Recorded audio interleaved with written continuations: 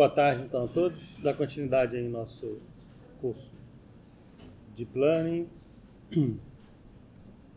Então, hoje a gente vai falar sobre esse tema, aprendizado da representação. É um tema bastante vasto e nós vamos abordar três aspectos, 3 pontos específicos aí, que são os autocodificadores, uma pequena introdução das máquinas de Boltzmann e os modelos geradores. Então, qual é a ideia, né? Está aí já no penúltimo capítulo do nosso curso. A última aula, aprendizado por reforço, semana que vem. Talvez não tenha vídeo. Tem que dar uma olhada primeiro. Né? Já preparei a aula, toda vez que eu tenho que dar aula de novo, tenho que reestudar. O negócio é meio pesado. Ok. Bom, então, qual é a ideia? Né? A gente viu aí ao longo do curso, lá desde o início, que Deep Learning, na verdade, é um subconjunto desse superconjunto que a gente está chamando aí de aprendizado da representação. E ao longo do curso a gente viu diversas vezes, falamos várias vezes que tudo são as features, né? O que a gente está fazendo, na verdade, é criar novos algoritmos, novas topologias de redes neurais que visam realizar o aprendizado de features que sejam relevantes para o problema. Sendo que essas features podem ser extremamente complexas e que podem já... A própria feature já é quase a solução do problema. Então, a gente viu aí alguns casos em que você tem uma topologia de visão computacional e você pega a última camada da rede de visão computacional, reinjeta numa rede recorrente para ter a legendagem automática. Vimos também, um pouco rapidamente, mas naquela aula passada, modelos de sequência, parte de representação de palavras pelo Ortho-Vec, depois a representação baseada em contexto, que é feita pelos transformers, BERT. E tudo isso, na verdade, é parte dessa coisa mais geral, que é o aprendizado da representação, que visa a obtenção de features relevantes para o problema. Então, o que a gente vai discutir hoje aqui, principalmente a primeira parte da aula, que são esses modelos autocodificadores, são técnicas, algoritmos para realizar a representação de features. E também, principalmente, uma tendência que hoje em dia, né, da utilização do aprendizado autossupervisionado, ou seja, você utilizar o próprio conjunto de dados para gerar o target e gerar o sinal de erro para ajuste do modelo. Né? Então, isso também está um pouco nessa linha. E mais no final da aula, vamos falar então dos modelos mais recentes, os modelos geradores, que são capazes de gerar distribuições de probabilidade de um processo complexo. E que estão bem na moda aí com esse deepfake, esse tipo de coisa. Ok. Bom, então, o primeiro assunto são os autocodificadores. Bom, a definição bem rápida do autocodificador, como diz o próprio nome, né? Ele busca uma representação da entrada. Então, ele codifica a própria entrada. Esse é o tipo do paradigma do autossupervisionado, ou seja, você vai usar uma função de custo para gerar um erro, vai utilizar esse erro para o ajuste de parâmetros do modelo, mas essa saída que vai te dar o erro não é um alvo né? Porque a gente sabe que no aprendizado supervisionado, o dado anotado ele normalmente é muito caro, né? Então a gente vai usar como alvo a própria entrada. Então por isso que ele é um autocodificador, ele se codifica, né? Se autocodifica, né? Então o objetivo é gerar uma representação da entrada. Então aqui, de forma muito similar ao Word2Vec, a gente viu que o Word2Vec ele era um modelo em que você usava o contexto da palavra para encontrar uma representação da palavra. Então o Word2Vec está bem dentro desse contexto de aprendizado da representação. Já começou a falar de aprendizado da representação na aula passada, né? E, na verdade, você não está muito interessado na saída, na capacidade de predição da palavra pelo Word2Vec, mas o que você quer, na verdade, é a representação da palavra. Então, aqui é mais ou menos uma coisa. Você tem, então, uma função de codificação, uma função de decodificação. Então, esse código aqui, ou variável latente, a gente também chama de variável latente, que é o resultado do codificador, na verdade, ele seria uma representação comprimida, de certa forma, né? Uma representação num outro espaço vetorial, né? Das características relevantes da entrada. E o decodificador é exatamente faz a função inversa, né? De certa forma. Então ele reproduz a entrada a partir desse código. Então você gera um Z como um f de x, depois gera uma aproximação x chapéu como uma g de z. Em geral, f é uma espécie do inverso do v, né? Do g. Deixa eu ver isso. Aí com isso você tem aqui um alvo, né? Em que você pode gerar uma função de avaliação. Você pode comparar a entrada com a aproximação da entrada por alguma função de avaliação, e você tem então aí um erro. Você pode usar esse sinal de erro para ajuste de parâmetros. Beleza? Basicamente é isso que acontece. Tá? Então, o modelo mais simples de autoindicador, a gente já viu lá na outra disciplina, você pode fazer isso de forma linear, né? Então, a maneira de fazer isso de forma linear é com os componentes principais. Os componentes principais são calculados a partir da decomposição espectral da matriz de correlação.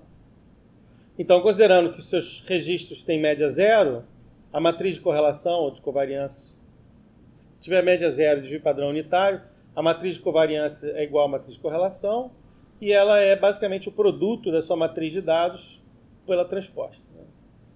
Então, lembrando aqui que essa nossa matriz de dados, eu tenho os registros aqui com vetores coluna.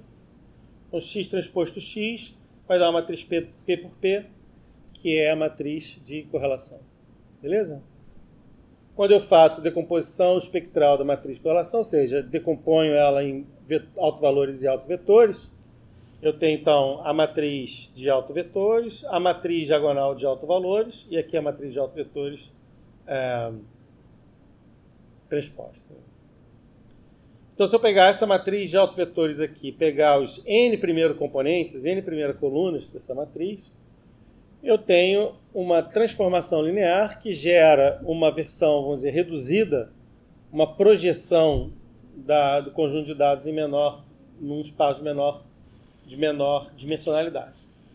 Então, como é que eu faço? A função de codificação, né? O Z, ele é a projeção de x pela matriz de componentes principais, P transposto. Né? Então, a matriz aqui, P, ela é P por N, então pega P transposto para dar certo a dimensão. Então, o que você está fazendo aqui, na verdade, você está projetando cada registro aqui do conjunto de dados, que tem dimensão P, num outro espaço, dimensão Nzinho. Certo? Quem é que lembra como que é feita essa projeção? Quem é a matriz P de componentes principais? A matriz de autovetores eu acabei de falar, mas como que ela faz a projeção? Ela faz a projeção em que direção? Quem são as direções? As colunas de P apontam para que direções? Se elas são os autovetores, se elas são as direções principais da matriz de covariâncias, a matriz P aponta para que direções? Isso.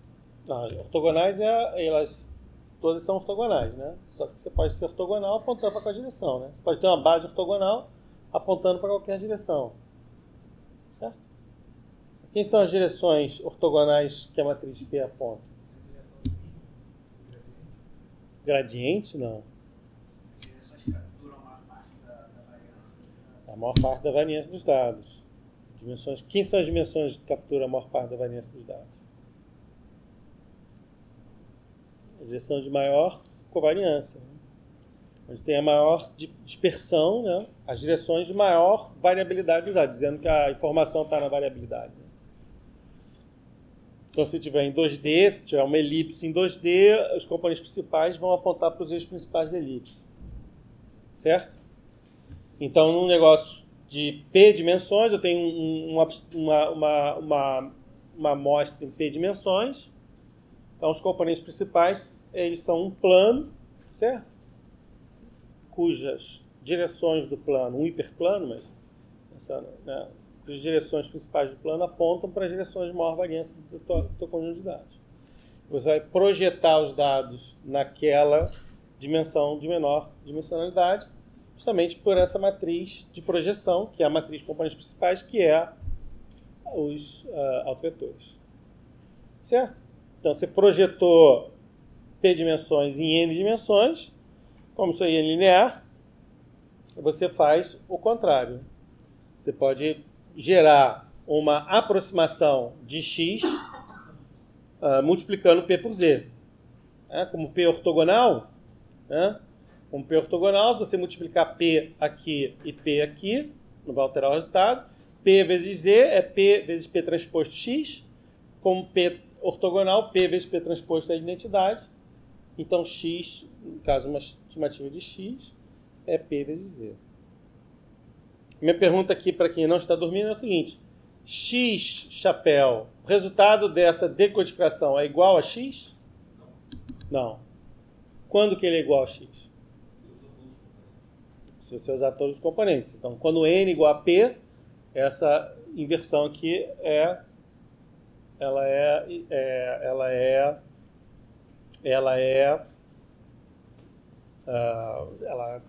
você faz realmente a inversão completa, né? Mas calculando o P pelos autovalores, qual a propriedade que eu tenho desse X transposto, desse X chapéu aqui? Ele minimiza o quê?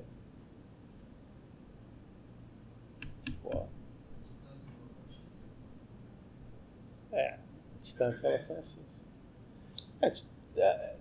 De certa forma, distância, mas tem um nome pomposo para isso, né? Quem lembra? O erro quadrático, que é a norma Frobenius da diferença entre X e X transposto, que é o erro quadrático. Então, o cálculo da matriz P pela decomposição espectral, pelo cálculo dos autovetores, ele vai minimizar o erro quadrático entre X transposto, X chapéu e X. Beleza?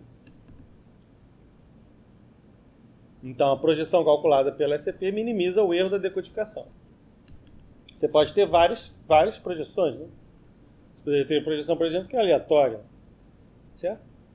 Só que o cálculo pela análise de componentes principais te garante que o P que você calculou pelos autovetores, ele vai minimizar a norma quadrática do erro de decodificação, que é a diferença, né, o quadrado da diferença entre X, chapéu e X.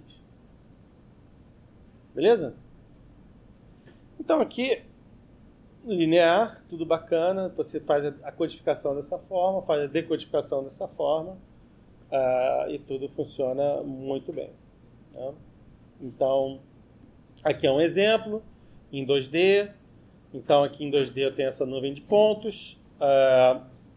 Os componentes principais são as direções de maior variância, que são ortogonais. Tá? Então, aqui você vê que é exatamente esse vetor aqui, ó, tá? Raiz de 2 sobre 2, raiz de 2 sobre 2. E esse vetor aqui é menos raiz de 2 sobre 2, raiz de 2 sobre 2. Você joga daqui para cá com essa matriz, tem essa cara aqui, está todo mundo projetado na maior dimensão, então se você quisesse, você poderia eliminar a segunda dimensão, trabalhar só com uma. você faz o contrário daqui para cá e trabalha com esse cara aqui. Beleza? Ok. Bom, então agora o que eu vou fazer, eu vou estender esse conceito aqui para o conceito de não linear, como a gente tem feito sempre. Então uma coisa que era linear e agora eu quero fazer essa coisa não linear. Então agora eu só, em vez de usar uma função linear de codificação, eu vou usar a função não linear de codificação. E essa função não linear expressa na forma de uma rede neural. Certo? Então, eu tenho uma camada de codificação, uma camada de decodificação, gero o x transposto. Então, esse x transposto é comparado com o próprio x da entrada. Então, aqui você tem uma função de erro que vai gerar um sinal de erro para fazer o ajuste dessas duas camadas de redes neurais. Em geral, a gente vai fazer com que o modelo seja simétrico. Isso não é obrigatório, mas facilita bastante as coisas e é bem mais intuitivo, né? Bem mais intuitivo que você, assim como você usa aqui a matriz transposta para decodificação, me parece bastante intuitivo que você use aqui também a matriz transposta, o conjunto de matriz de conexão transposta como decodificação. Mas isso não é obrigatório. Você pode deixar elas livres, mas você pode incluir essa restrição para que uma matriz seja sempre transposta da outra. Ou seja a mesma matriz. Beleza? Certo? Então, um autocodificador é uma rede neural clássica, MLP, totalmente conectada, que vai ter uma camada de codificação e outra camada de decodificação. O código aqui, nesse caso, então, é a saída da primeira camada. Né? Isso aqui é o código. Beleza? Isso aqui é o código.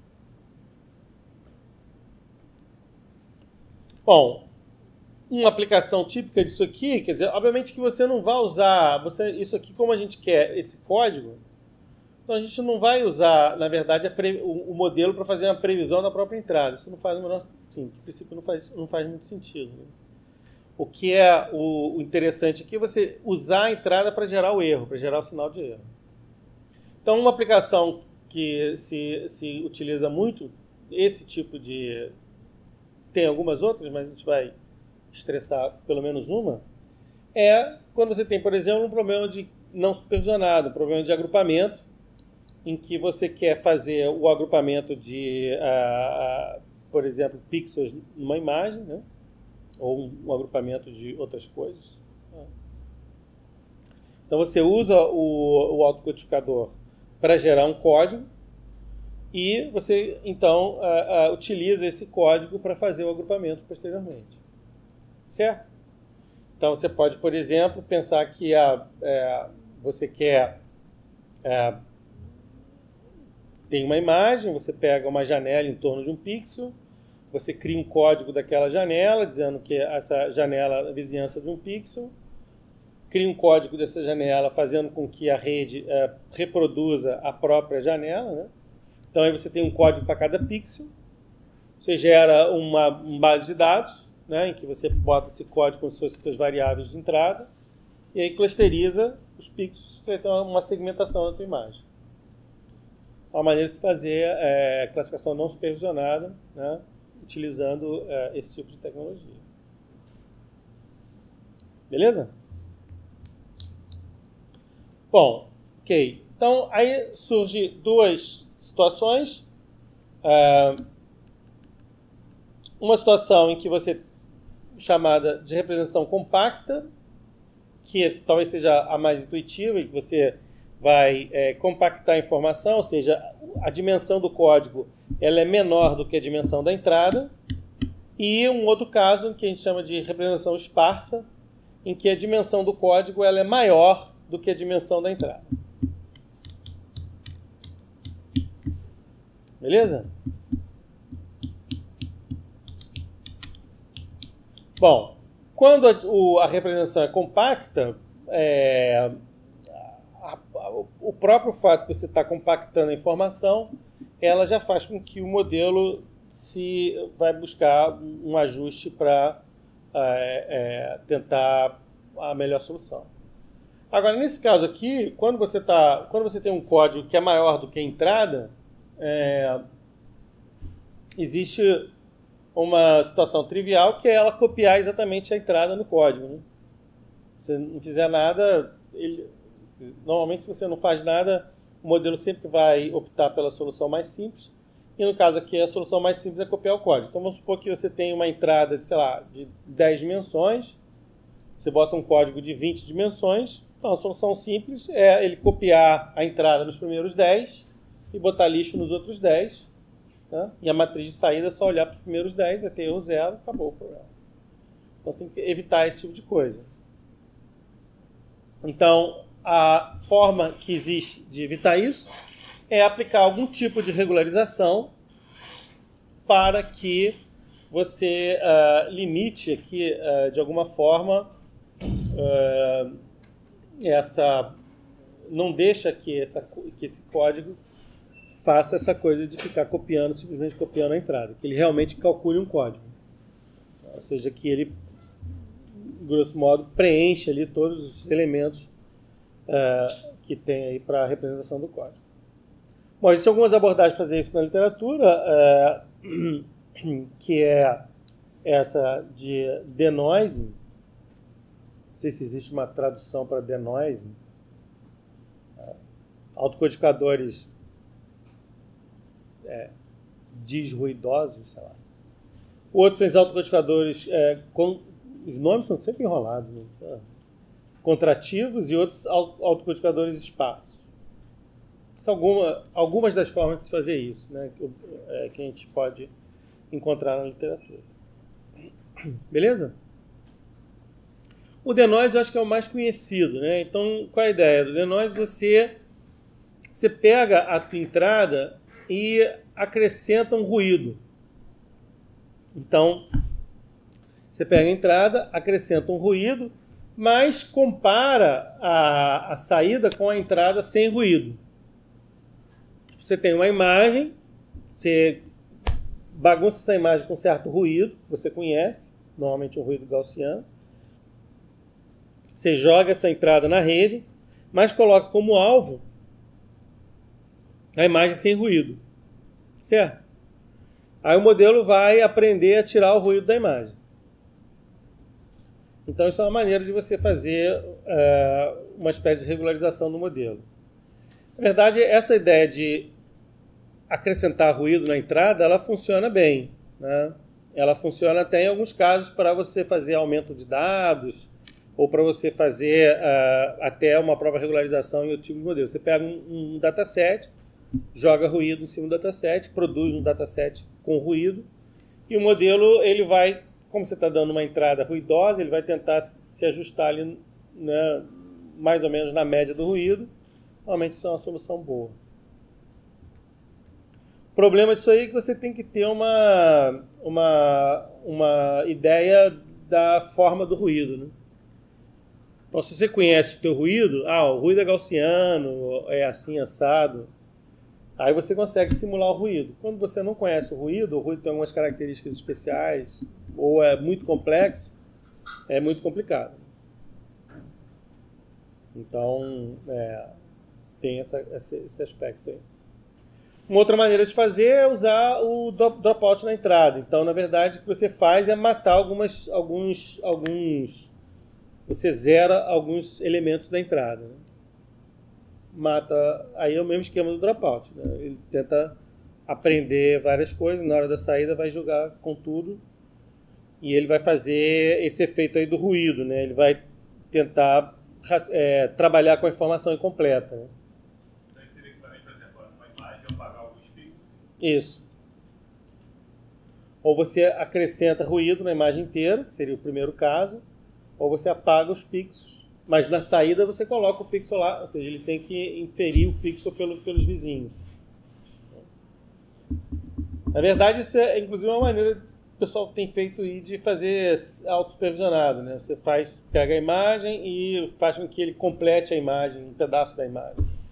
Mas aqui você seleciona alguns pixels aleatoriamente e apaga.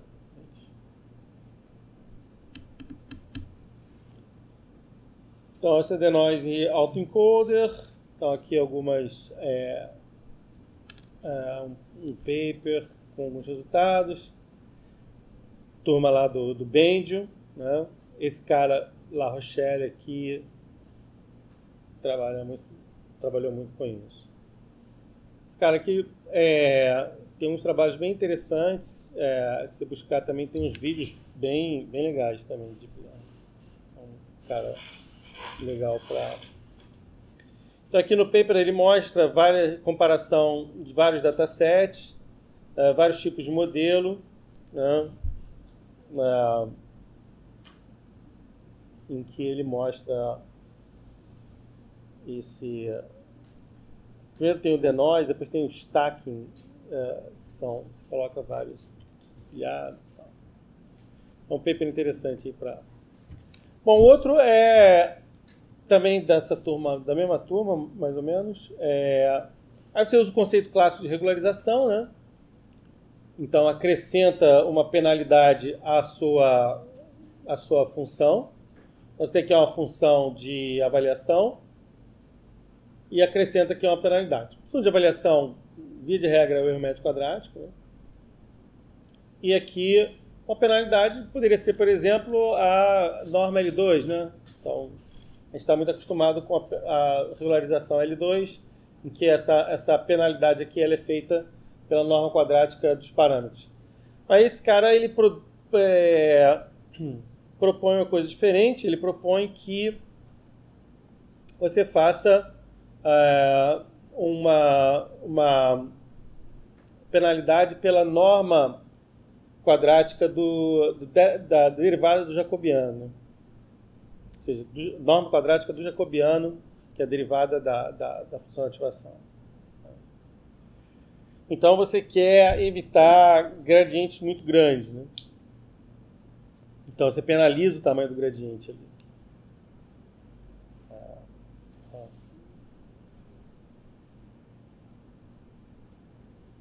Então aí você vai ter um modelo mais ajustado.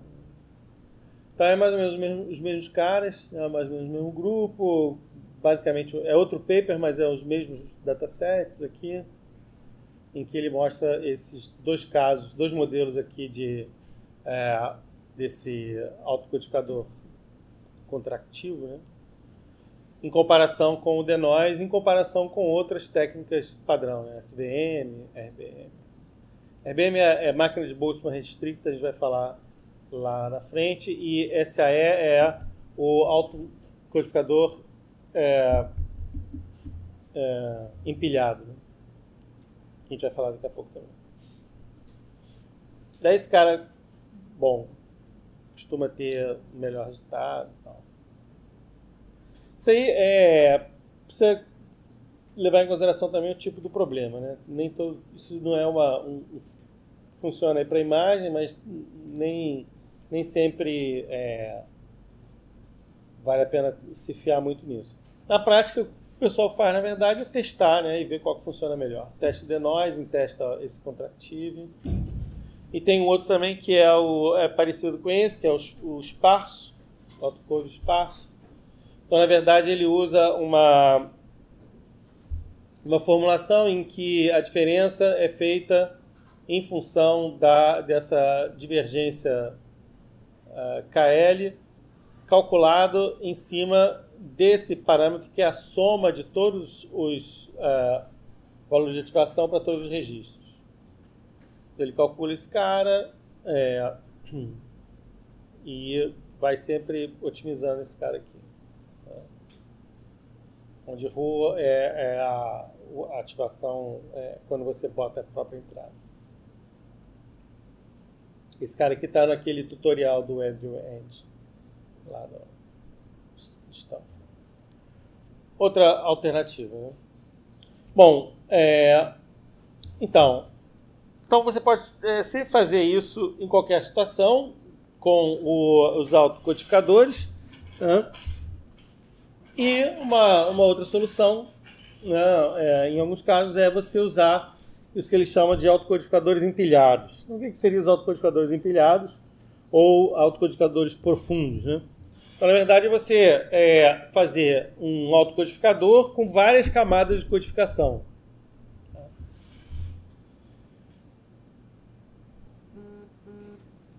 Então, você tem aqui a entrada.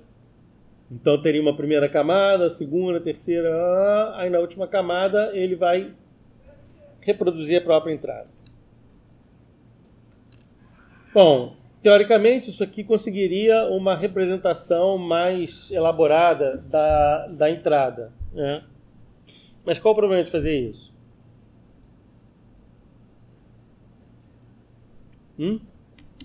Qual o problema de botar uma rede aqui com múltiplas camadas para reproduzir a própria entrada? Então, a gente tem aquele problema da diluição do gradiente, né? A cada retropropagação, o gradiente ele vai ser subdividido, né, em diversos pedacinhos. Cada pedacinho vai ser subdividido em cada pedacinho, então ele acaba se diluindo. Isso era um problema frequente, era um problema que a gente tinha há tempos atrás, para gerar redes muito grandes, muito complexas, com muitas camadas intermediárias, né? Então, isso foi solucionado com a técnica de pré-treinamento não supervisionado. Foi aquele paper clássico do Hinton, lá em 2006. Qual a ideia? A ideia é você treinar uma camada por vez, em que cada camada é treinado como um autocodificador independente. Então, vamos lá. Você tem a entrada aqui. Então, a entrada inicial é X. Você entra X aqui, tenta reproduzir X aqui e gera um código aqui. Aí você guarda esse código. Aí você pega esse código, tenta reproduzir esse próprio código aqui, gera um outro código, guarda esse segundo código aqui. E assim sucessivamente, você faz isso tantas vezes quanto se desejar. Concorda que você pode fazer isso? Sempre vai poder fazer isso, certo? Você treina esse primeiro cara, gera o primeiro código. Então você tem o primeiro código, você tem o dataset inteiro codificado com esse primeiro código. Você pode treinar ele de novo, gerar o segundo código, depois treina de novo, gera o terceiro código, treina de novo, gera o quarto código. Aí depois você pode empilhar esses códigos e formar o codificador. Então a saída desse codificador aqui é uma saída que considera todos esses processos de codificação aqui. Depois você pode fazer tudo ao contrário e decodificar todas essas, usar o mesmo código transposto. Você decodifica, né? Cria um módulo decodificador. E aí a entrada que você joga aqui, você vai criar um código, esse cara aqui teoricamente vai decodificar, vai gerar aqui uma saída que é parecida com a entrada, você coloca a entrada aqui e gera um erro e usa esse erro aqui para fazer o ajuste fino do modelo. Observa que esse é o erro aqui do ajuste fino e esse cara aqui é o erro de cada camadinha. Então você vai fazer cada um por um, e depois que tudo estiver pronto, você vai fazer esse cara aqui, ajuste fino desse cara aqui. Beleza?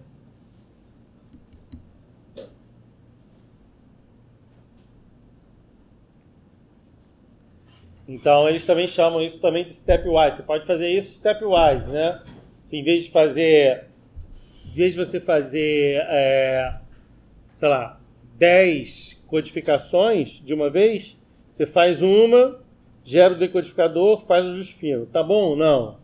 Beleza. Faz com 2 camadas, gera o decodificador, faz o ajuste fino. Tá bom? Não.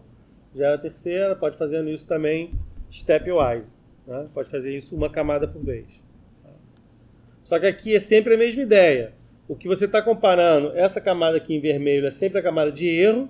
O que você está comparando para calcular o erro que vai ser utilizado no gradiente é uma coisa que você já sabe que é sempre a entrada. A entrada aqui da primeira vez é a própria entrada, né, a entrada do problema, só que na segunda a entrada é a saída da primeira, na terceira a entrada é a saída da segunda, e assim sucessivamente. Você pega, cria um primeiro código, depois tenta fazer o autocodificador para esse primeiro código, gera o segundo código, depois faz um autocodificador para o segundo código, gera o terceiro, faz assim sucessivamente até o número de camadas que você quer. Beleza? Então essa é a chamada técnica de pré-treinamento não supervisionado. E o que se observa, né, o que se observou nesse trabalho, esse é o trabalho clássico do Hinton, né, de 2006. Ele fez isso com máquina de Boltzmann, que a gente vai ver daqui a pouco, mas funciona também com o modelo MLP. Então ele primeiro faz então você tinha a dimensão 2000 aqui de entrada, então primeiro fez uma redução para 1000, depois uma redução de 1000 para 50, então você pega o código de 1000, gera um código de 50, depois pega um código de 50, gera um código de 30. Aí depois você decodifica com as matrizes transpostas e depois faz um ajuste fino aqui. O que ele observa, né, é que para um modelo com 2 camadas de processamento, modelos shallow, né, você já tem um benefício aqui de usar o pré-treino, né, em relação ao... que aí você usa isso aqui como uma inicialização do gradiente, né? Então ele já tem um benefício, mas mesmo com a inicialização aleatória, ele consegue aqui algum ajuste. Quando você usa uma rede bem mais complexa, né, com maior número de camadas, né, a inicialização aleatória nem começa.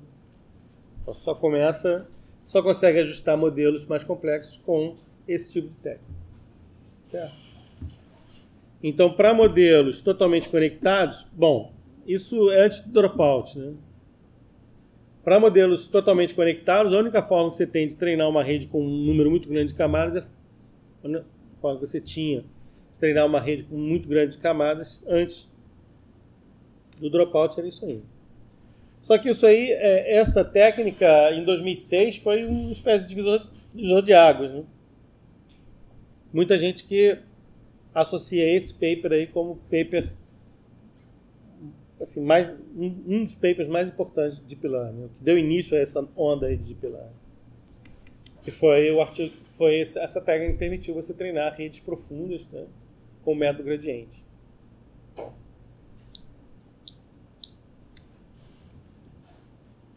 Bom, aí teve logo depois alguns caras que realmente fizeram um estudo bem mais elaborado sobre isso. E aí você percebe que o negócio começa a funcionar. Então aqui, né,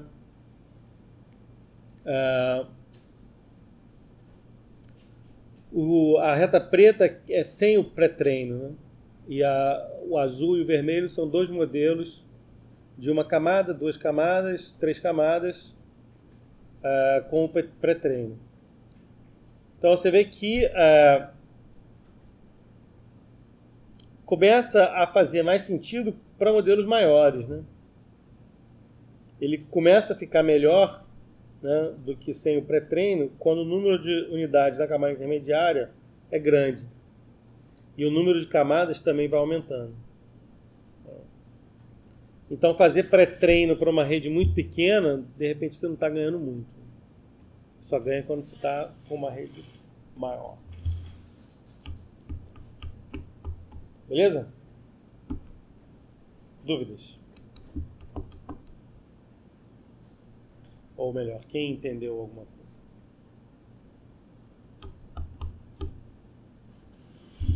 Bom, esse vídeo vai ficar meio torto, né? O vídeo não está torto, é que ele está pegando a linha do quadro em perspectiva e está parecendo que está torto. Ok. Bom, tem várias aplicações dessa, né? Você tem essa SegNet, talvez seja uma das mais conhecidas. Depois tem a UNet, que é muito parecida com essa. Você usa isso aí para rede totalmente conectada? Não, você usa para qualquer coisa. Essa aqui é convolucional. Teoricamente, na MST não precisaria, né?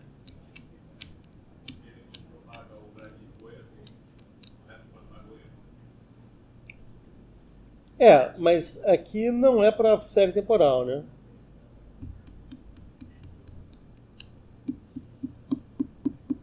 Porque a LSTM tem um conceito de temporalidade, né? Sequência. Aqui não tem muito sequência, né? Então seria ou rede totalmente conectada ou rede convolucional, né? O que acaba acontecendo, isso é uma coisa semelhante para a sequência, que são esses caras que usam a codificação da LSTM como uma vetorização, uma representação vetorial da entrada contextualizada. Tá? Que foi o que a gente viu na aula passada. Seria o antecessor do BERT, que é o Elmo.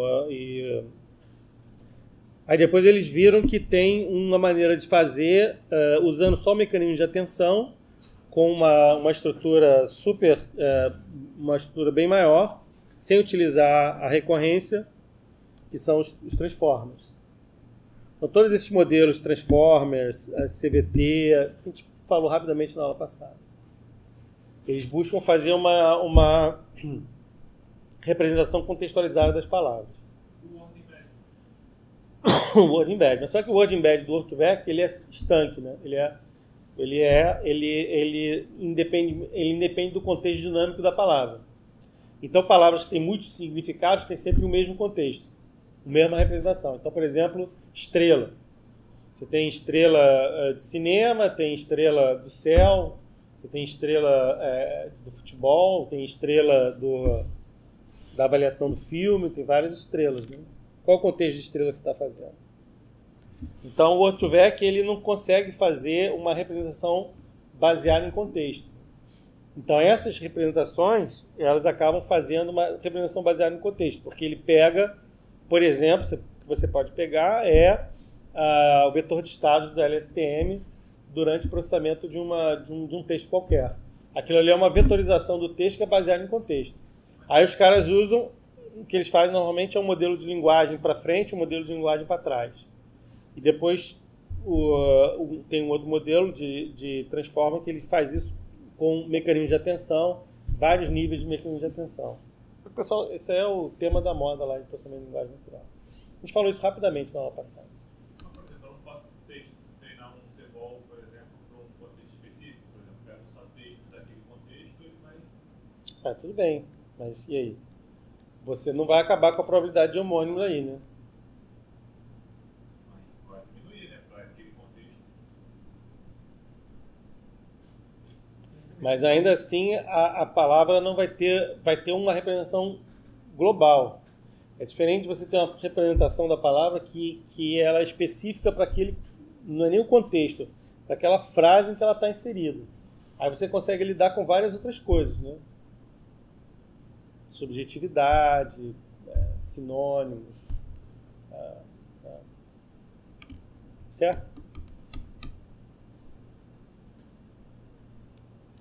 Aqui no caso ele é uma função codificadora e decodificadora, mas tem variável alvo, né? Então nesse caso é uma segmentação supervisionada. Mas você pode fazer isso aqui para não supervisionado também. Você pode pegar uma imagem, colocar um autocodificador convolucional, colocar a própria imagem de entrada como saída e gerar o código aqui. Então, por exemplo, uma maneira de fazer isso é para fazer a própria segmentação, né? Você pode, a partir desse código, você usa, sei lá, um caminhos aqui em cima do código, você poderia tentar fazer a segmentação da entrada. Mas aqui nesse caso ele é uma segmentação supervisionada. Você tem variável de saída aqui. Isso é 2015 já. Tem muita coisa mais recente em relação a isso. Beleza? Aí o resultado. Esse segnet é legal que você pode entrar lá no site, aí tem... Ele te deixa você botar uma imagem lá e ele faz segmentação automaticamente. Muito interessante. Bom, existe uma variedade muito grande de autocodificadores. Né? Esse site aí do Keras, do GitHub, tem aí algumas algumas variantes, né? Então a gente viu alguns, a gente viu esse sparse, denoise em autoencoders. A gente vai ver daqui a pouco esse variacional e por aí vai. Então, uma coisa legal nessa área é isso, né? O cara inventa um negócio, daqui a pouco tem 300 mil coisas. A evolução é bem rápida. Beleza? Então, para fixar, autocodificador é um modelo cujo objetivo é gerar uma representação da entrada e essa representação ela é calculada utilizando a própria entrada como alvo para a métrica, por cálculo da métrica de avaliação e o sinal de erro que é utilizado como para o backpropagation. Beleza? Em diferentes configurações, com diferentes variantes aí de regularização, e aí, bom, o limite é a criatividade do cara, né? Pode fazer muita coisa aí. Beleza? Grande parte das aplicações é quando você precisa de alguma representação, né, para utilizar em algum tipo de aplicação ou para fazer o próprio pré-treino de uma rede bem grande, né? Você pode usar essa técnica também. Ou, tipicamente, quando você quer fazer algum tipo de segmentação, algum problema não supervisionado, uma clusterização. Clusterização de documentos, clusterização de imagens, clusterização de pixels. Então você pode usar essa técnica aí. Beleza? Ok. Bom, então vamos seguir um pouco mais nessa questão aí de aprendizado da representação.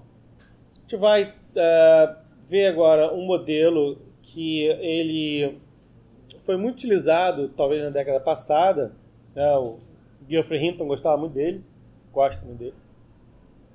Mas, mais recentemente, ele tem perdido aí um pouco de espaço. A gente tem visto poucas coisas desse tipo de modelo e os modelos mais diretos estão sendo mais comuns de ser utilizados. Mas acho que vale a pena aí, título de formação, vale muito a pena, na verdade. Uma boa parte dessa parte da aula foi retirada daquele curso do Geoffrey Hinton, no Coursera. Então vale bem a pena você pegar lá e assistir o vídeo. Esse vídeo é aquele... Não tá mais não? Ah, deve estar no YouTube em algum lugar. Tem. A parte legal é que ele fala tudo na primeira pessoa, né? Aí eu fiz isso, aí nós fizemos isso. E pode, né?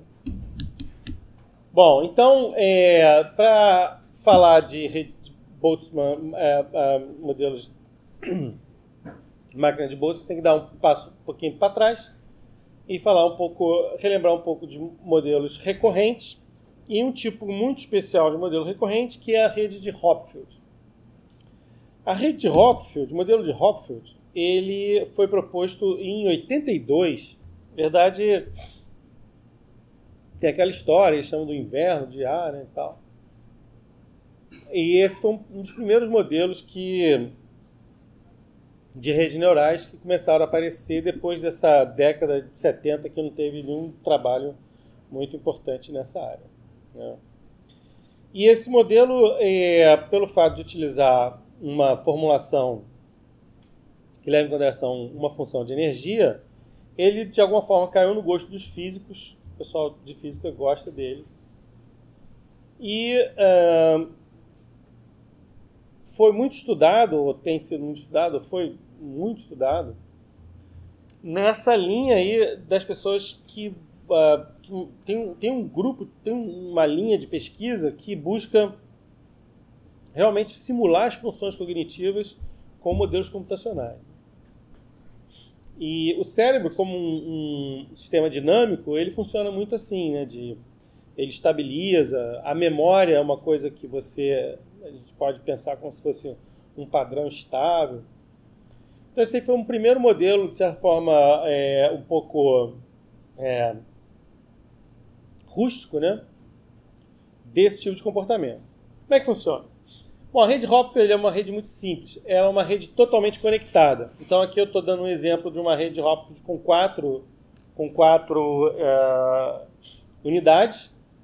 E você pode pensar na rede Hopfield como uma rede recorrente, em que você tem os estados aqui, no tempo atual, um t-1. Então, o estado no tempo atual é uma função de todos os estados anteriores no tempo t-1.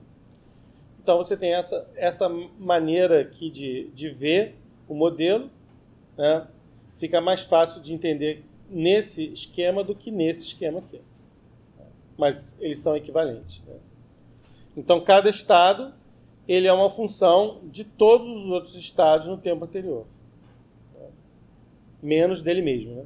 Então, não existe autoconexão aqui, né? Então, essa matriz de conexão ela tem 0 na diagonal.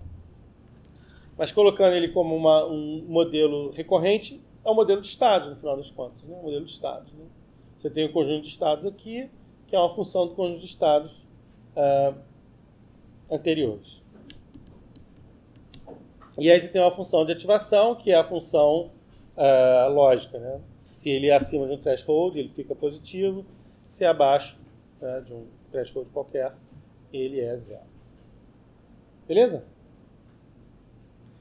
Bom, essa rede ela é muito legal pelo seguinte, que ela é uma memória, né? Ela armazena uma memória, né?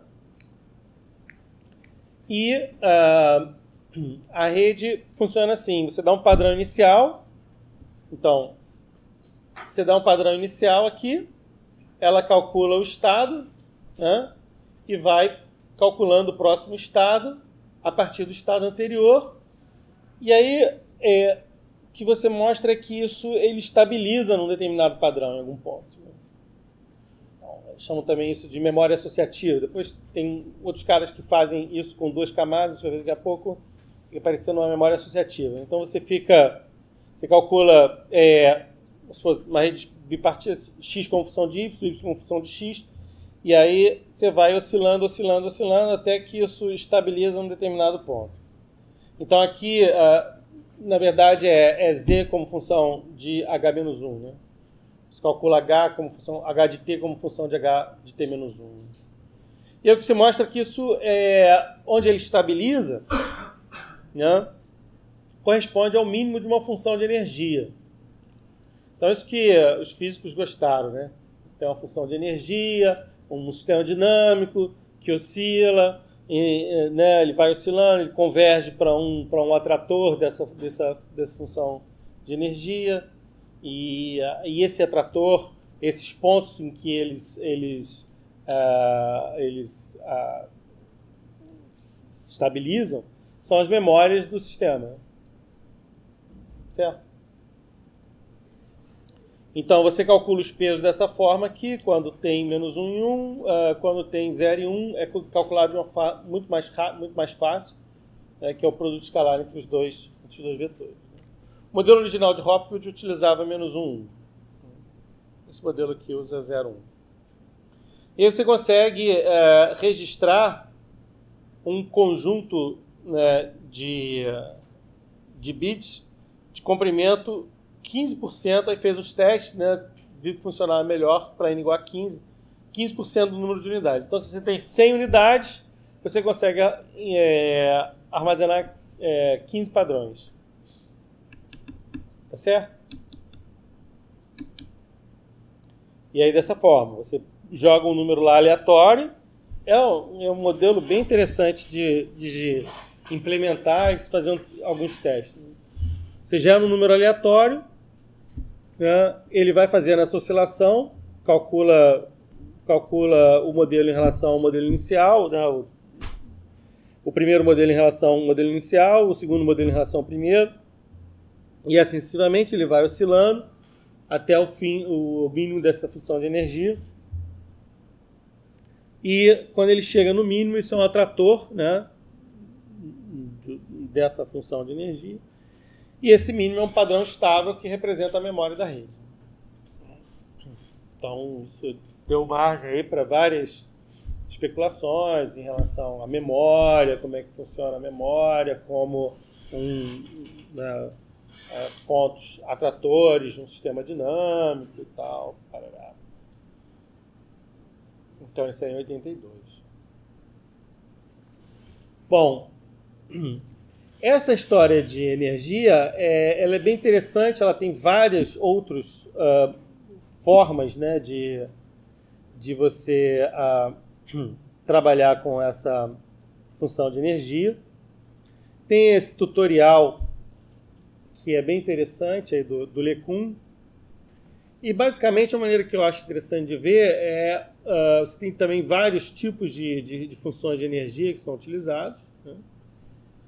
E a ideia é o seguinte: se você quer aprender essa trajetória, né, você vai criar uma função de energia em que essa trajetória seja o mínimo dessa função de energia.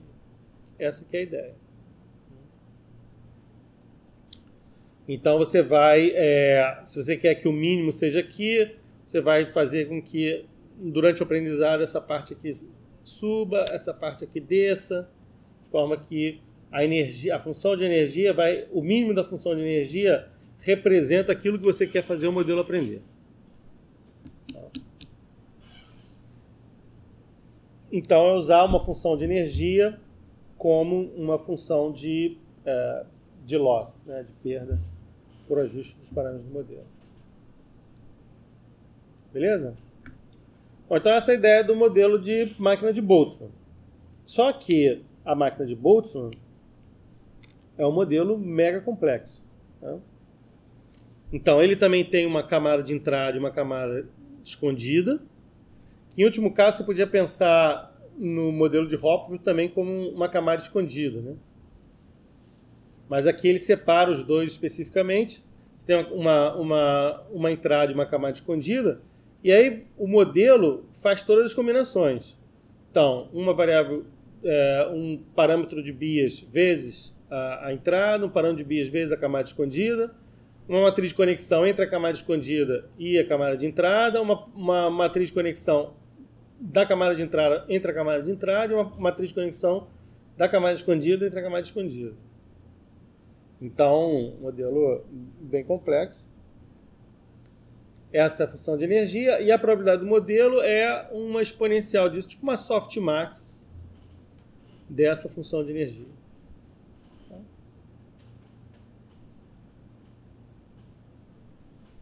Bom, só que esse cara é muito complicado, tem um monte de coisa aqui que talvez não seja interessante incluir no modelo.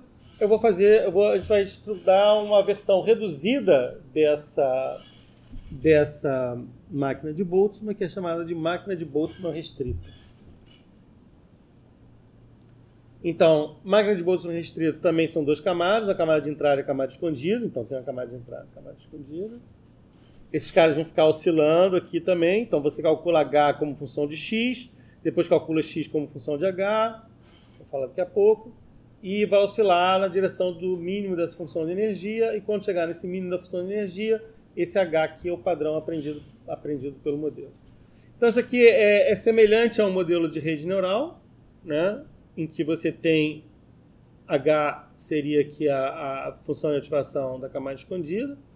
A diferença é que como ela oscila nas duas direções, né, você tem um vetor de Bias aqui também para cá. Bom, como é que funciona? A probabilidade também é essa probabilidade, é uma softmax em cima da função de energia. Você calcula a probabilidade de H em relação a X, né, pelo produto aqui, né, esse produtório aqui. Ou seja, o produto de todas os Hs, né? E a mesma coisa, você calcula a probabilidade de X dado H, por esse produto aqui. Tá? E aí, para cada unidade, você calcula isso por uma função normalmente sigmoide ou lógica. Então fica aqui exatamente a fórmula da rede neural, né? Então, a probabilidade do bit estar aceso na camada escondida, ela é dada por essa expressão, né? Que seria essa rede neural daqui para cá. E o contrário é a mesma coisa, só que com a entrada sendo H. Então você pode pensar de duas formas. Ou você usa isso aqui como uma entrada, ou você teria uma outra camada aqui, como se fosse um modelo autocodificador. Você teria uma outra camada aqui que dá um X chapéu. Tá? Só que esses caras eles vão oscilando até acontecer uma estabilização, né? E de uma interação para outra, você usa o que eles chamam de amostragem de Gibbs, que é basicamente você pegar o bit associado ao maior valor da softmax. Tá? Então você tem uma distribuição de probabilidade, na verdade, aqui no final, né? Então a distribuição de probabilidade, você pega o H que tem, a unidade que tem a maior probabilidade, você coloca 1, coloca 0 no resto. Aí você calcula o X com função desse H amostrado, amostra o X, calcula o H, faz uma amostragem do H, usa o H para calcular o próximo X, e assim sucessivamente. Então, isso é como se você fosse essa amostragem do Gibbs, essa amostragem vai ficar funcionando como se fosse uma função de ativação. Aí você calcula a camada escondida como uma função da camada de entrada, depois faz a amostragem, calcula a camada de entrada como uma função da camada escondida, faz a amostragem, calcula a camada de escondida como uma função da camada de entrada, tá certo? É tipo a rede de Hopfield, ela vai oscilando até encontrar um padrão de mínimo de energia, e essa saída final aqui é a saída do modelo. Bom, a maneira de treinar esse troço é o seguinte: eles usam um algoritmo chamado de essa divergência contrastiva. A ideia é truncar um negócio em K passos. Só que eles chegaram à conclusão que para você fazer o ajuste da máquina de Boltzmann retriz, você só precisa de um passo. E aí você fica com um algoritmo muito simples de treinar, né? Então, vamos lá. A máquina de Boltzmann restrita a um passo, como é que é? Você tem o X, que é a entrada, o H, que é o valor amostrado da camada escondida, depois o X, que é o valor amostrado da primeira da camada de entrada, e o H1, X1 e H1, que é o valor amostrado do resultado da primeira da camada escondida. Então, dado que você tem uma matriz de dados X, você pode calcular a matriz H, depois a matriz X chapéu e a matriz H chapéu. Cada um deles calculados dessa forma aqui.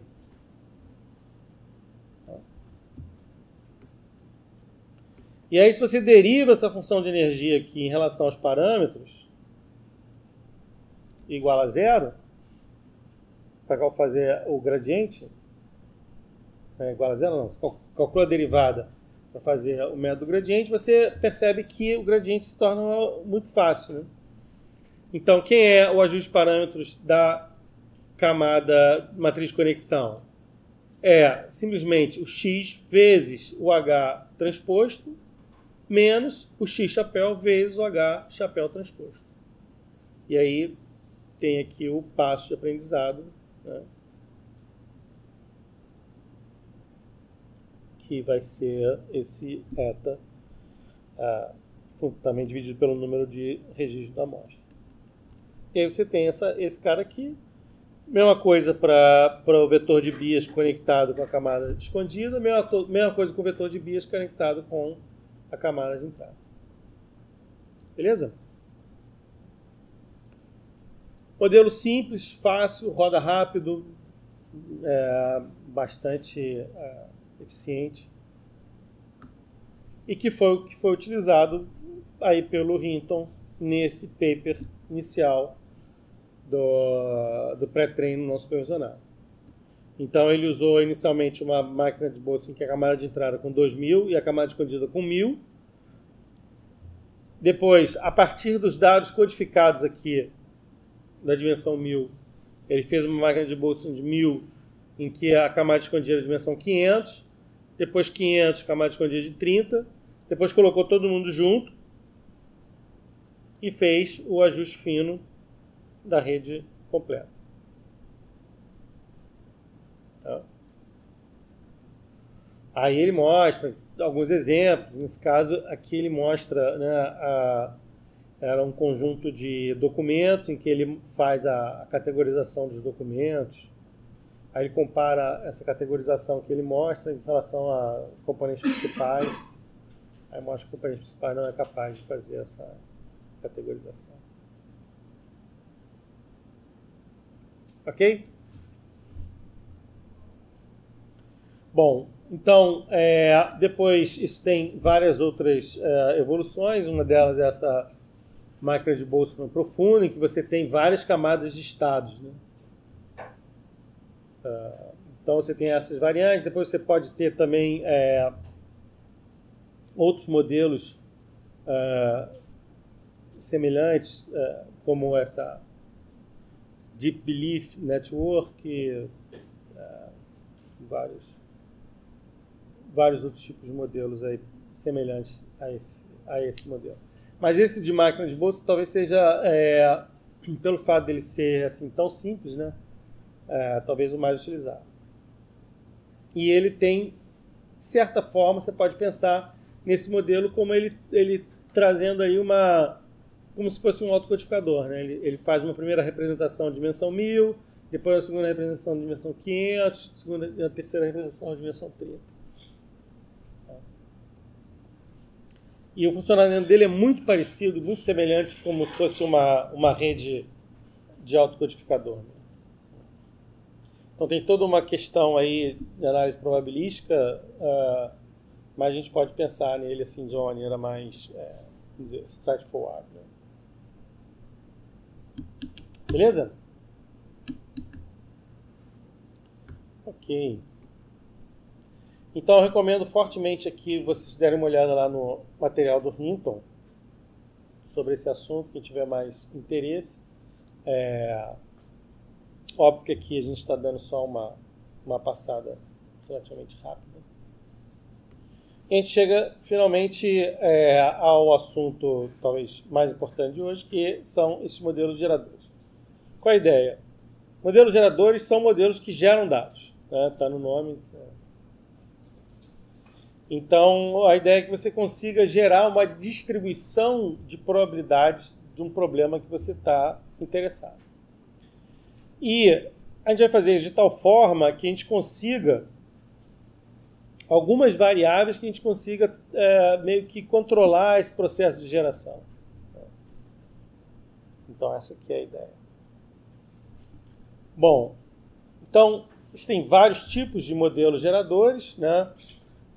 Aqueles em que você tem, então, grande parte deles são utilizados pelo princípio de máxima verossimilhança. Né?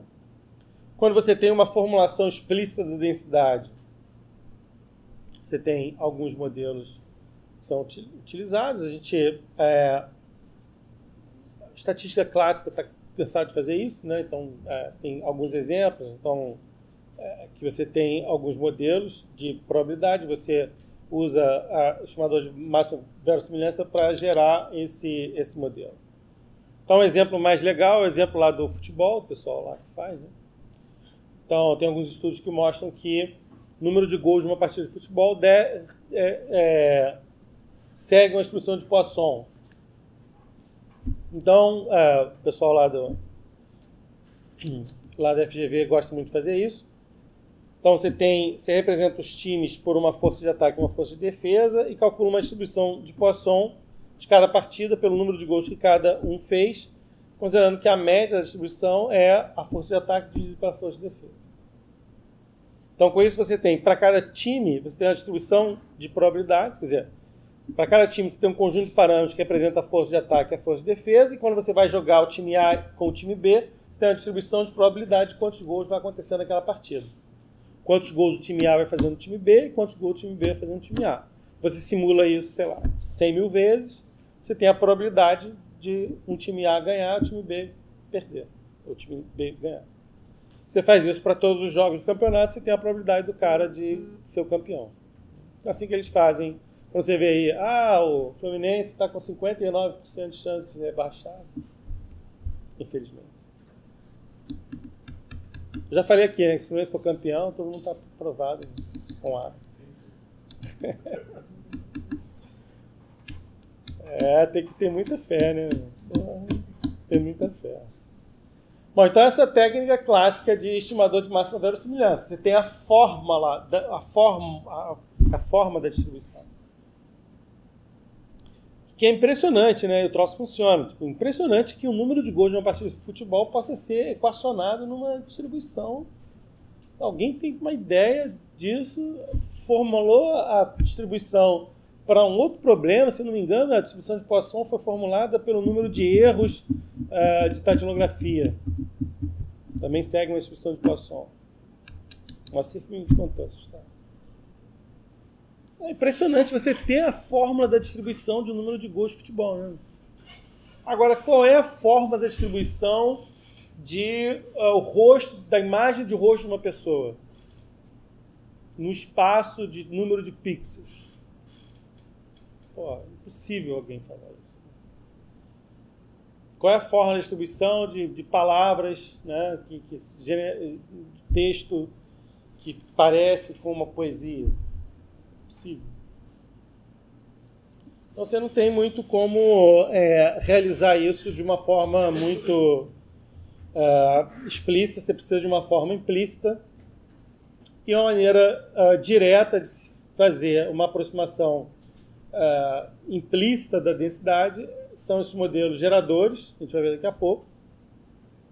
Só que antes disso a gente vai ver uma outra forma que tem uma densidade explícita, mas calcula uma aproximação dessa densidade, que é esse cara chamado autocodificador variacional.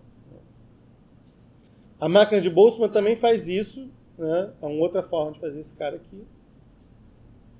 Mas a gente olhou uma maneira, a gente viu uma versão simples dessa máquina de Boltzmann, que é a máquina de Boltzmann restrita. Esse cara aqui é bem interessante, bem relativamente simples, né? Então, o que é o autocodificador variacional? O autocodificador variacional, ele é um autocodificador que é variacional. Só que o que ele faz é o seguinte, ele faz uma amostragem aqui segundo uma distribuição de probabilidade. Tá? Então, o código que o autocodificador gera são os parâmetros da distribuição de probabilidade. Eu sei a distribuição de probabilidade. Vamos supor que eu considere que é uma distribuição de probabilidade normal. Quem são os parâmetros da distribuição de probabilidade normal? É média e desvio padrão. Certo? Então eu gero uma variável latente aqui, um z, como uma amostragem dessa distribuição normal e passo ela no decodificador. E aí eu uso isso para treinar o modelo. Né? Aí tem um esquema aqui para treinar, para fazer o algoritmo, o erro descer para cá. Tá? Só que normalmente essa matriz aqui, ela é essa matriz aqui transposta. Então isso facilita um pouco o negócio. E aí o que acontece? Com isso você consegue fazer uma codificação que ela é dependente de um fator latente que você consegue controlar de certa forma. Então, na verdade, você nesse caso, como você quer um modelo gerador, você quer gerar resultados, você usa só a parte do decodificador brincando com esse Z. Depois que o modelo está treinado, você joga a parte do codificador fora, fica brincando com o Z e vai gerar elementos aqui desse decodificador. Então aqui é um exemplo retirado do paper original dessa técnica lá de 2013, está lá no archive. Então aqui foi treinado com a rede do MINST, em que o vetor latente aqui Z tem duas dimensões, Z1 e Z2. Essas duas dimensões eles estão associados como inclinação do número, né? Certo? Então, conforme você tem aqui no sorteio um Z um pouco mais para a esquerda, um pouco mais para a direita, ou um Z2 também para um lado para o outro, você vai ter um número distorcido de um lado e de outro. Você pode ter outras aplicações em que essas features vão ser outras features, né? Então você pode ter, por exemplo, uma feature que está associada a... Se você treina, por exemplo, com o rosto, então você vai ter uma feature que está associada ao ângulo do rosto, né? Está virado para um lado, virado para o outro. Então essa dimensão aqui está representando isso, né? E a outra dimensão está representando se o cara está rindo, se o cara está sério. Então todas essas imagens aqui foram geradas, né? E essas são os dois parâmetros de controle. Você tem, na verdade, você tem uma forma de controlar a geração do que você está querendo gerar. Gerar os registros. Bem interessante, então, esse tipo de técnica. E aí, bom, em 2014, esse cara, principalmente, Ian Goodfellow, que é um do autor do livro que a gente está usando, né? Era lá da turma do Bendio também. Essa é a tese de doutorado dele. Ele, em 2014, ele publica esse paper, que é um modelos de redes neurais geradores adversários. E esse paper, talvez, assim... Talvez não. Com certeza, é o paper mais importante que foi publicado na área nos últimos anos. Porque ele gerou todo um novo tipo de modelos de redes neurais profundas. Né?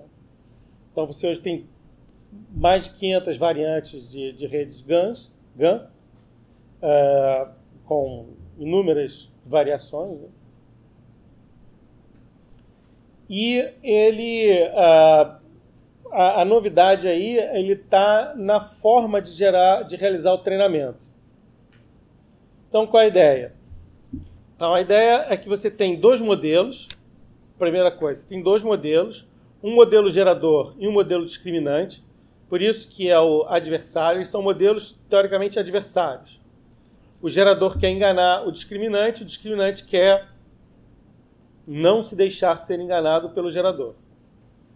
Então, o gerador ele é alimentado aqui por uma variável normalmente aleatória, uma distribuição conhecida, sei lá, uniforme, por exemplo. Ele é capaz, a partir de um vetor de variáveis aleatórias, gerar uma aproximação de uma distribuição de probabilidade. Não. Desculpa. A partir de um vetor, de uma distribuição, um vetor variável aleatória, ele é capaz de gerar uma instância de uma distribuição de probabilidade qualquer, que ela é representada por alguma base de dados. Então, aqui no exemplo, você tem uma base de dados de rosto, né, uma base de dados de rosto de pessoas. Então, uma instância, né, dessa distribuição de probabilidade é o quê? É um rosto, né, alguma coisa que se parece com o rosto. E essa função discriminante tem que dizer se esse rosto aqui é real ou não. A função discriminante ele só precisa dizer se esse cara aqui, né, ele tem uma chave que é aleatória, ele é apresentado a uma imagem e ele tem que dizer, essa imagem foi ela da base de dados ou ele foi do meu gerador. Então, se ele consegue realizar a diferenciação da base de dados para o gerador, então que o gerador não está gerando muito bem. Na hora que ele não consegue mais discriminar, significa que o rosto que está sendo gerado aqui ele é muito parecido com o rosto real. Beleza? Aí eu estou treinando tanto o gerador quanto o discriminante ao mesmo tempo. Você treina o gerador e o discriminante ao mesmo tempo. Então, é uma espécie de jogo de teoria de jogos, né? Minimax, né? Em que você quer maximizar a capacidade de discriminação do discriminante e minimizar o erro do gerador. Então, ele é colocado mais ou menos como esse contexto, né? Então, ele propõe um algoritmo relativamente simples, né? Ele tem duas funções de avaliação que seguem um pouco, na versão inicial, seguia um pouco a ideia da teoria de jogos, do Minimax. Depois ele simplifica isso um pouco. Então, como é que funciona? Então, a gente tem que estar sempre olhando esse cara aqui. Como é que funciona? Ele faz um sample do teu vetor latente, né? E um sample da variável real. E aí treina o discriminante. Ele primeiro começa treinando o discriminante, né? Ele treina o discriminante. Depois de rodar K steps treinando o discriminante, ele faz um sample da variável latente e treina os parâmetros do gerador. Então ele vai alternando o treino, né? Então ele primeiro treina os parâmetros do discriminante, depois fixa o discriminante, treina o gerador, depois fixa o gerador, treina o discriminante, depois fixa o discriminante, treina o gerador, assim sucessivamente. Na verdade, a função de avaliação é um ponto de cela, né? É um problema de minimax, é um ponto de cela. Você quer encontrar um ponto que minimiza o erro do gerador e maximiza a capacidade discriminante do discriminante. Então aqui tem um exemplo que está no paper original. Então, o gerador tem a função verde, a linha em verde, o discriminante é a linha azul, e o pontinho preto é a distribuição que você quer gerar. Então você começa treinando o discriminante fica bom, né? Fala, ó, aqui beleza, aqui tá ruim. Aí você fixa o discriminante e ajusta o gerador. Então o gerador chega um pouquinho mais para cá. Aí treina novamente o discriminante. Aí lá pelas tantas o gerador fica igual à distribuição que você quer calcular e o discriminante não consegue acertar. Beleza? Então é um jogo aí, é uma teoria dos jogos, né? Minimax, né? É uma solução de compromisso, né? Você quer encontrar uma solução de compromisso. Tipicamente o que você quer é um gerador que gere coisas tão boas que o discriminante não consiga perceber. Então, esse é 2014. Então, na época, aqui alguns resultados. Então, aqui estão os dados gerados. E aqui os elementos da base de dados mais próximos dos dados que foram gerados. Então, aqui os rostos. E aqui os rostos gerados pelo modelo. Aqui é no CIFAR, se não me engano. Então, é impressionante ver como que essa coisa evoluiu ao longo do tempo. Isso aqui é 2014. Aí logo depois, bom, uma outra coisa interessante desse cara é que eu nunca vi um paper com tantos trabalhos futuros, né? Então isso aqui é a tabela que o cara coloca no paper como trabalho futuro. Pô, 300 mil. Realmente estava... O cara abriu uma nova área de modelos de inteligência artificial, vamos dizer assim. Ainda que há que se questionar o que é de inteligente em gerar distribuições de probabilidade. Mas tudo bem. Considerando que isso é realmente inteligente, ele abriu uma nova área. Então você tem trabalhando em cima dos modelos, modelos generativos, modelos adversários. Pode trabalhar em termos do treinamento, da inferência, da amostragem, da avaliação, do design do modelo. Tem várias questões aqui que possam ser abordadas. E isso, de uma hora para outra, todo mundo começou a trabalhar nesse tipo de coisa. Esse cara aqui, logo depois, no ano seguinte, ele faz um modelo que gera visões de casa, né, de quartos. E você consegue aqui também essa coisa de usar a variável latente como se fosse uma vetorização daquele resultado que você quer produzir. Então, variando os componentes da variável latente, você consegue meio que controlar o que você está querendo gerar. É bem interessante. Logo depois, o pessoal começou a trabalhar, né, com texto. Né? Então, basicamente, você gera um texto e ele gera umas figuras, né, a partir do texto. Fala um texto para ele, ele gera uma imagem a partir do texto. E aí, várias coisas. Isso aqui é 2016. Agora, esse último ano, você teve várias evoluções, vários trabalhos impressionantes. Então, todas essas pessoas aqui não existem. Tem até um site que, né, pergunta se a pessoa existe. E esse cara conseguiu, nesse caso, você consegue dar duas imagens para ele, duas fontes, e ele mistura as duas fontes. Não necessariamente mistura as duas coisas, mas mistura os conceitos que estão por trás das fontes. Né?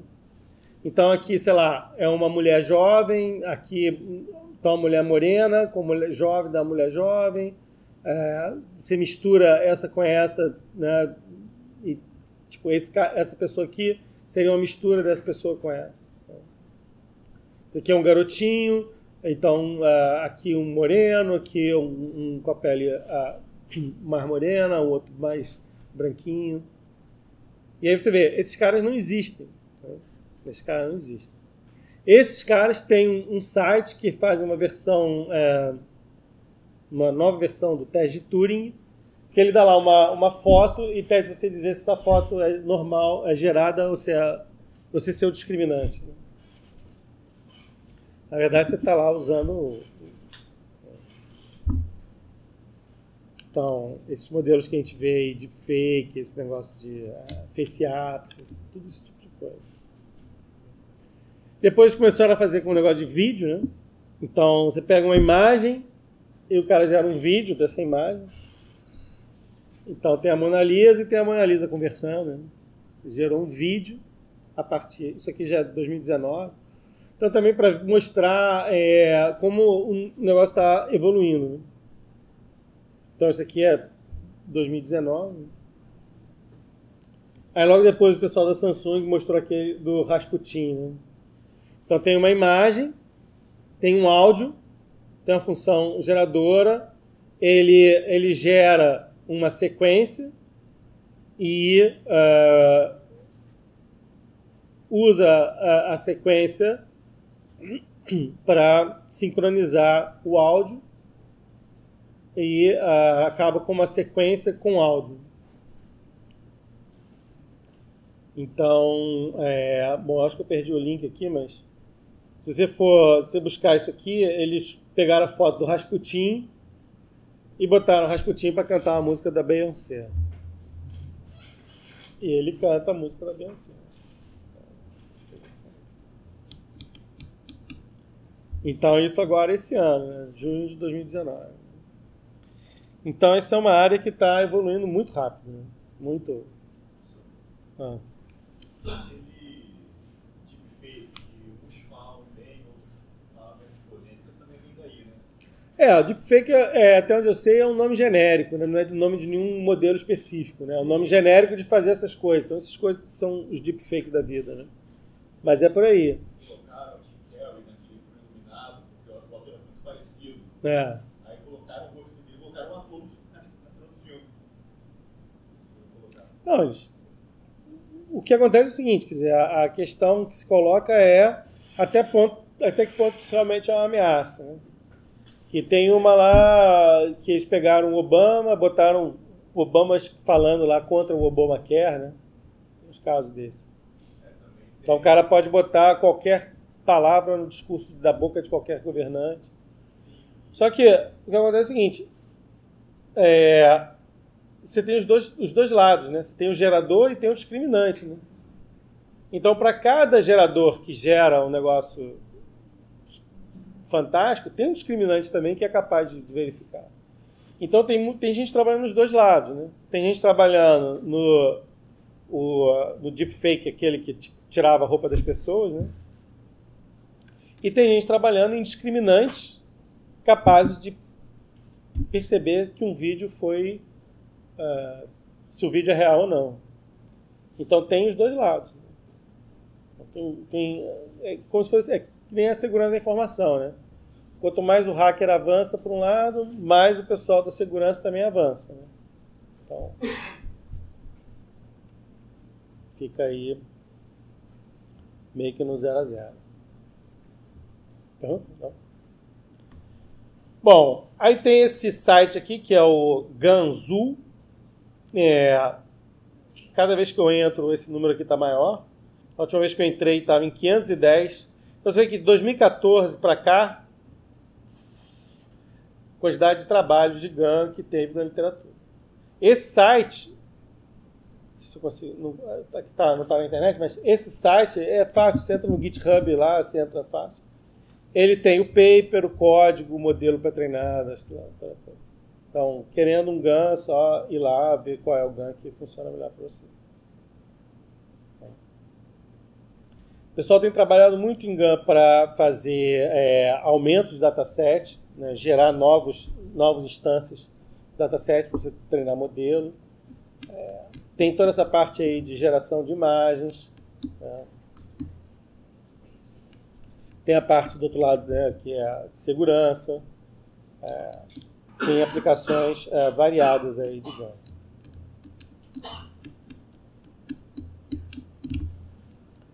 Beleza? Bom, aí tem essa figura bonita também, que provavelmente deve ter sido gerada automaticamente. Bom, por hoje a gente fica por aqui. A gente já está chegando num ponto em que, tipo, já está no estado da arte, né? Está falando aqui sobre o que o pessoal está publicando. O pessoal publica de manhã no Archive e a gente dá aula aqui de tarde, tipo isso. Mas o objetivo aqui não é se aprofundar tanto nesses temas. A gente entende que o que foi falado no início, nas aulas mais básicas, já serve de base para você mesmo correr atrás desses papers. Então aqui é mais realmente uma discussão mais superficial sobre esses temas. Até mesmo porque cada um tema desse tem espaço para uma aula inteira, uma tese inteira. Então isso é mais para motivar aí vocês a buscarem se aprofundar nisso aí. Beleza?